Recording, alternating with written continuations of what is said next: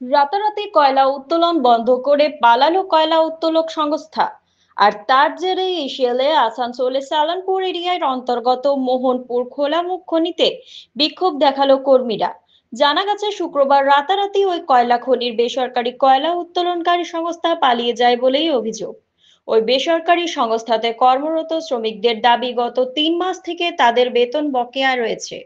ওই খনিতে প্রায় 500 কর্মচারী রয়েছে বলেই জানিয়েছেন কর্মীরা। তাদের দাবি, এইভাবেই রাতারাতি বেসরকারি কয়লা উত্তোলন সংস্থা পালিয়ে যাওয়ার ফলে বিপাকে পড়ল কর্মীরা। অবিলম্বে নতুন কোম্পানির দায়িত্ব নিয়ে কয়লা উত্তোলন শুরু করুক বলেই দাবি কর্মীদের। পাশাপাশি তাদের বকেয়া মেটানো হোক।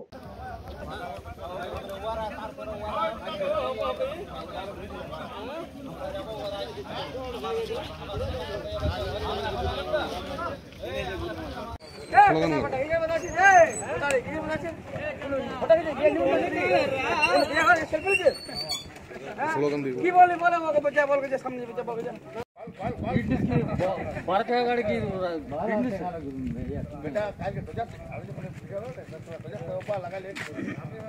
কালকে আমাদের যে কালকে হঠাৎ শুনছি কোম্পানি এখান থেকে চলে গেছে। কোম্পানির আমরা কিছু খবর জানি না, এসে পরে দেখছি লোক জড়ো হয়ে আছে, কিন্তু কোম্পানির কেউ নেই, কোনো মেশিন পত্র স্টাফ কেউ নেই, খালি আমরা লোকাল স্টাফ। কোম্পানির যে স্টাফ ছিল তারাও ধাও, কোনো কৈফিয়ত নেই। ফোন করছি, ফোনে কোনো মাধ্যমে যোগাযোগ করা যাচ্ছে না। আমরা চাইছি যে আমাদের এই কোম্পানি চলে যাচ্ছে, এরপর আমাদের ভবিষ্যতে কী হবে।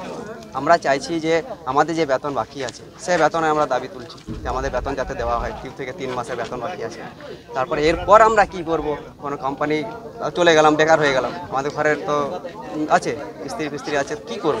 সেই জন্য আমরা এখানে সব দাঁড়িয়ে আছি যে কিছু একটা ইসিএল কর্তৃপক্ষ এসে পরে কিছু তো মোটামুটি 400 থেকে 500।